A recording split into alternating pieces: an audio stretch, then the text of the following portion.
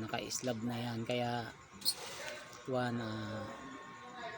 tanggalin yung hagdan na yan kasi wala naman ano na yan wala nang silbi, kaya pinatanggal ng may-ari.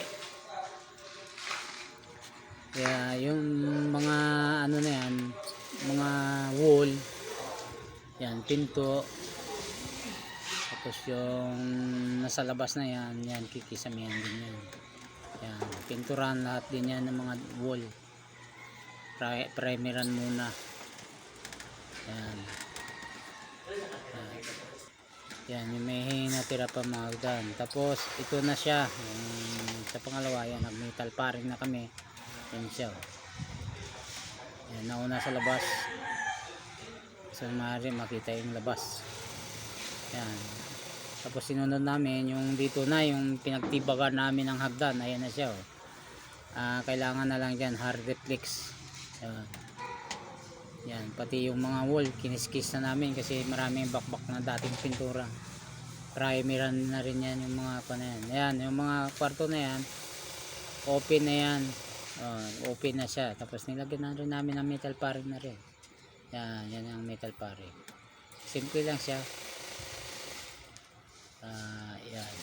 Ginamit namin damyok scaffolding. Tapos itong sa pangalawang kwarto, ito na siya. Yan, may kisame na siya. Yan. Yan. May kisame na siya. Yan. Tapos pintura na rin namin yung mga wall na yan. Paparimeran. Yan. Lahat ng wall, lahat ng mga sira-sira mamasilyahan ng skim coat. Skim coat ang ginagamit namin. Tapos yung yan na yung mga wall na kiniskis.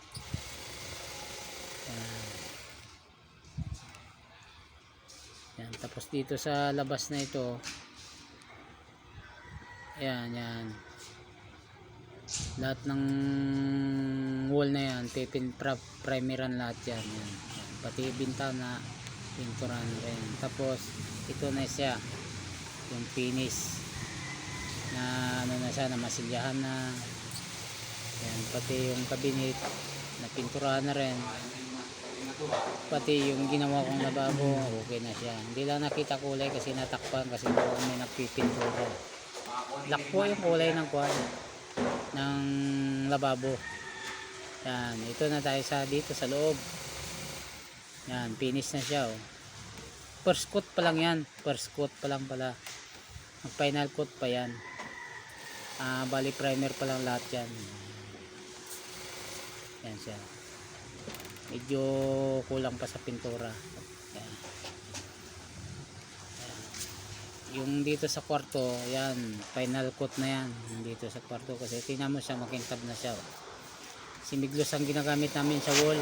Tapos yung kisame, flat ang ginamit namin. Tapos yung pinag-alisan ng hagdan,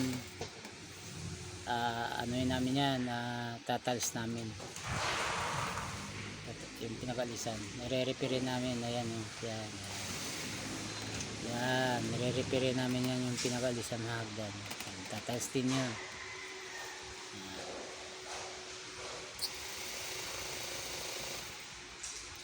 Tapos yung pinto na yan, yan na rin, pipintura na rin yan. Brown ang kulay. PDE din ang gamit. Kasi ano na yan. Tapos yan na siya. Nasa labas namin, malapit na rin kami matapos. Siguro mga 2 days tapos na kami mga pintura. Yan. Pati yung cabinet, pipintura na rin. Tapos na to eh. Okay lang yung putol.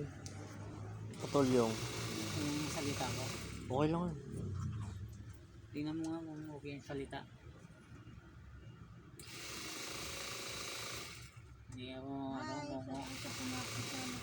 ano yan, long video no? Hmm. Hi. Shoutout po sa mga